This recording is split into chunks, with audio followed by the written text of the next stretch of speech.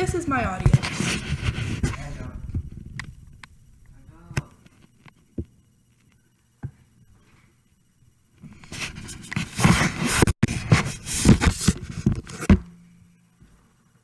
Some people may wonder about Down syndrome, and others may know nothing about it. Today, I will tell you what Down syndrome is, how it affects a person's physical abilities, and how it affects a person's learning abilities. Down syndrome affects many people in all kinds of different ways. So a lot of you are wondering, what really is Down syndrome?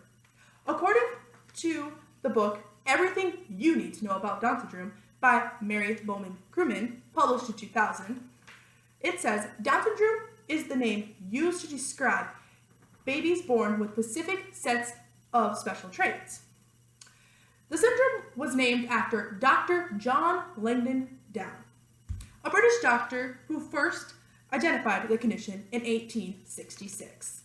There are 3 different kinds of Down syndrome. Trisomy 21, which is the most common kind. It's the entire extra chromosome of 21 in all cells. The second one is translocation. It only occurs in about 4% of all cases. The extra 21st chromosome material takes the place of part of another chromosome. The third one is mosaicism. About 1% of all cases have this. It's an extra whole chromosome, but only in some cells. Down syndrome is the most common chromosomal cause of intellectual disability, occurring at a rate of 1 in every 691 live births. Most families know that their child has Down syndrome before or right after their child is born. Now you're wondering, well, does a Down syndrome kid look different than a normal kid? The answer is yes.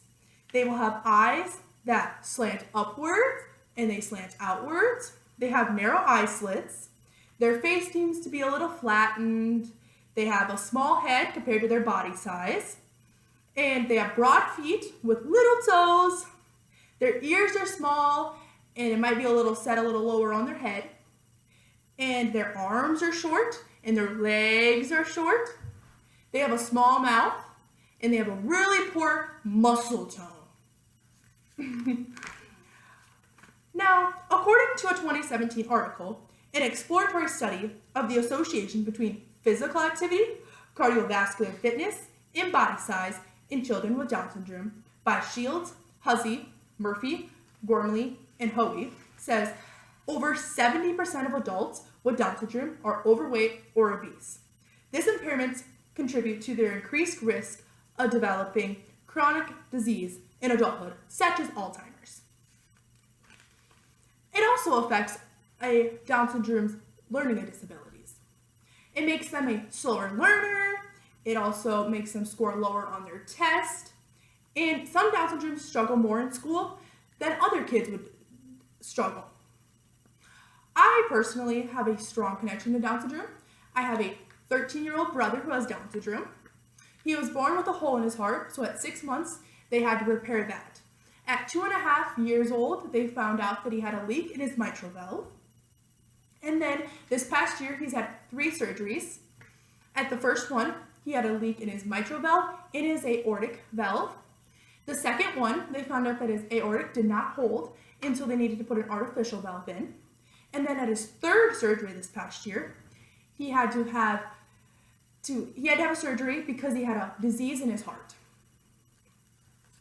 Now, if you know anyone with Down syndrome, don't treat them any different than you would any other kid, because they want the exact same thing that all of you guys want, to be accepted.